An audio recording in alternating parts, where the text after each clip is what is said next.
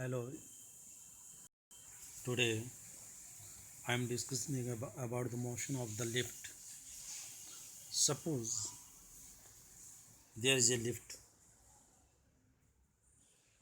When the lift moving up, moving down, or rope of the lift breaks in three conditions, and next one condition is lift is moving up or down with constant velocity and constant acceleration. So first of all, we see the lift is moving up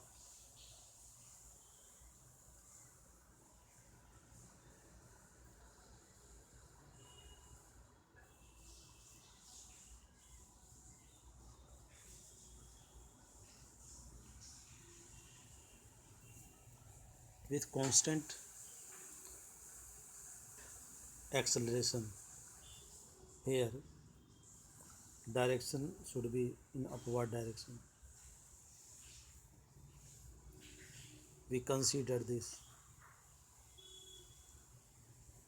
A man is standing in the lift. Suppose m be the actual mass of the man, which measures the weighing machine in the lift. When lift is in rest, there is no motion. Then md will be the weight of the man, which is measured by the weighing machine upon which the man is standing. The reaction are in upward direction. Here, in balance condition, when lift is neither moving upward nor moving downward, it is in rest. The equation of motion will be R is equal to mg, and the mass measured by the weighing machine m is equal to R by G. This reaction, any type of reaction measured by the weighing machine in the lift,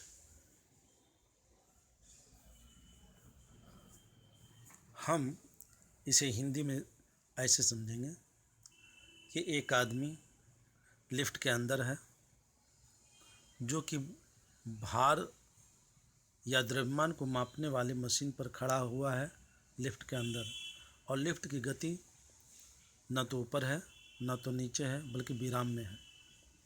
ऐसी परिस्थिति में यहाँ पर आदमी का भार mg और आदमी के भार के कारण जो रिएक्शन होता है वेइंग मशीन का, वो R दोनों बराबर होगा।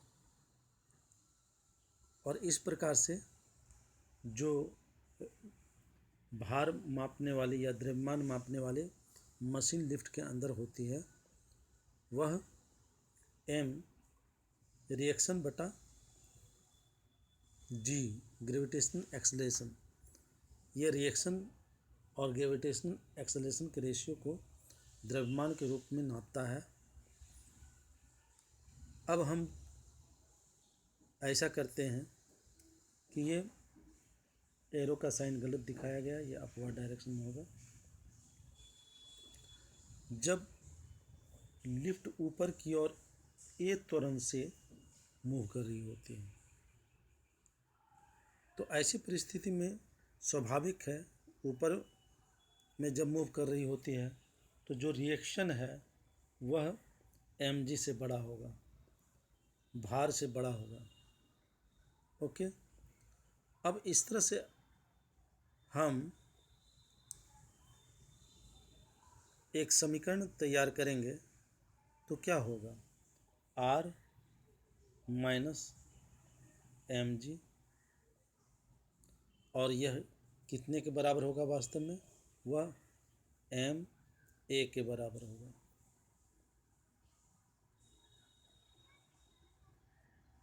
आर ऊपर की ओर है, एम जी नीचे की ओर है, रिजल्टेंट ए त्वरण से यह ऊपर की ओर जा रही है। तो ऐसी परिस्थिति में यह समीकरण बनता है। अब इस समीकरण को मैंने यहाँ पर लिखा है, इसी को सॉल्व करते हैं। इस समीकरण को, ये एम जी को हम इस तरफ भेज देते हैं, तो हम क्या पाते हैं कि आर बराबर एम ए और प्लस एम जी हो जाता है। एम कॉमन ले लेते हैं, तो ये आर बराबर ए प्लस जी एम, या एम, इसी को सजा के यहाँ पर लिखा गया है, R is equal to M bracket G plus A. और इस प्रकार से हम देखेंगे क्या कि जो वेइंग मशीन के द्वारा द्रव्यमान जो नापा जाएगा वो कितना नापा जाएगा, वो आर बटा जी। ऐसी परिस्थिति में हम लिख सकते हैं एम जी प्लस ए बटे जी, यानी ये हो जाएगा एम, तो 1 प्लस ए बटे जी, इतना हो जाएगा। अब उदाहरण के लिए एक छोटी सी एग्जाम्पल हम लेते हैं कि माना कि मेरा वज़न 70 kg है और हम एक लिफ्ट में हैं, और लिफ्ट 3 मीटर प्रति सेकंड स्क्वायर के त्वरण से ऊपर की ओर जा रही है। तो इस फार्मूले में बैठा करके हम अपना आभासी भार, द्रव्यमान निकाल सकते हैं। तो आभासी द्रव्यमान ये होता है, तो यहाँ पर क्या हो जाएगा, आर बटे जी इजकल टू 70, एम के जगह पर 70 लिख देते हैं। उसके बाद यहाँ 1 प्लस ए मतलब 3 है, और जी का मान थोड़ा देर के लिए मान लेते हैं कि 10 है, एक राउंड फिगर में आएगा। तो इसको कैलकुलेट करने पर ये 10 हो गया, और ऊपर में 13 बटे 10 हो जाएगा, ये 0 कट गया, तो 63 91, मतलब 91 kg हो जाता है। जबकि मेरा एक्चुअल में वज़न कितना है, 70 kg, और हो जाता है मेजर जब करता है, जब ऊपर की ओर लिफ्ट जाता है, तो ऐसी परिस्थिति में द्रव्यमान वो जो वेइंग मशीन नापता है वह 91 kg नापता है। ठीक है। Now the lift is moving down, जैसा कि चित्र में दर्शाया गया है, ये सही है डायरेक्शन। तो ऐसी परिस्थिति में क्या होगा, इसका मतलब है कि जो आदमी का भार है वही रिएक्शन से ज़्यादा हो गया। और अगर हम इसको इक्वेशन ऑफ मोशन में ढालते हैं तो यहाँ पर हो जाएगा एम जी माइनस आर बराबर एम ए।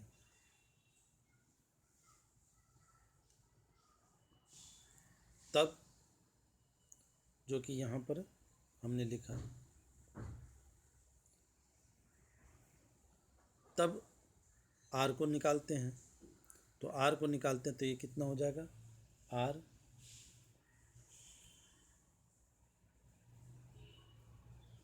बराबर यहाँ पर एम जी माइनस ए, जैसा कि इसमें दर्शाया गया। अब अगर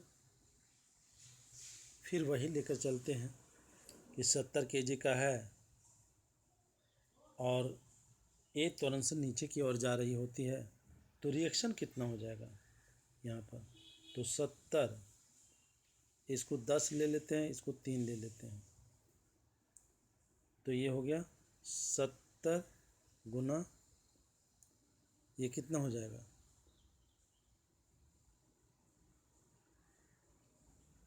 10 में से 3 गया 7,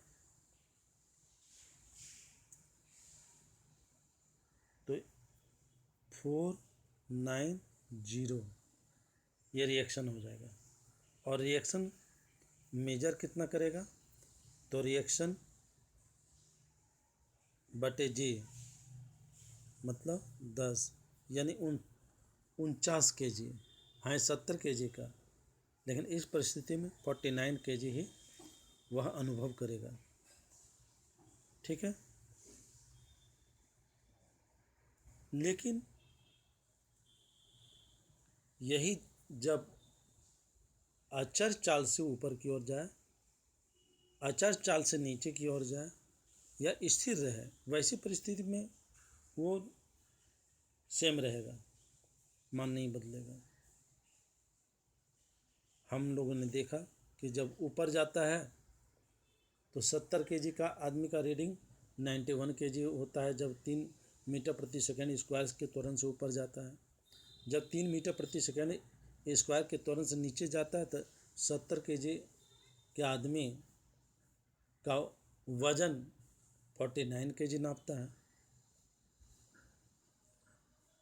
तो इस फार्मूले में हम मान बैठा करके निकाल ले सकते हैं।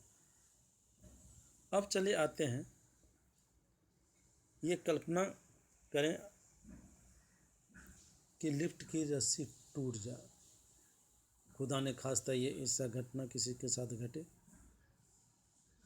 लेकिन impossible is itself it is possible. तो यहाँ पर रस्सी अगर टूट जाती है तो स्वतंत्र रूप से लिफ्ट नीचे की ओर गिरने लगेगा। स्वतंत्र रूप से गिरने का मतलब त्वरण जी के साथ लिफ्ट नीचे की ओर गिरने लगेगा। तो हम पिछले इक्वेशन में क्या देखा कि रिएक्शन जो है वह बराबर एम जी माइनस ए था। अब जब ये नीचे की ओर आने लगता है जी त्वरण से, तो रिएक्शन कितना हो जाएगा?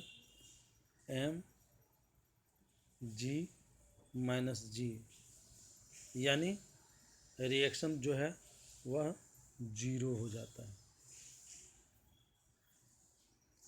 तो जब रस्सी टूट जाती है, लिफ्ट की रस्सी अचानक टूट जाती है, एकाएक टूट जाती है, तो लिफ्ट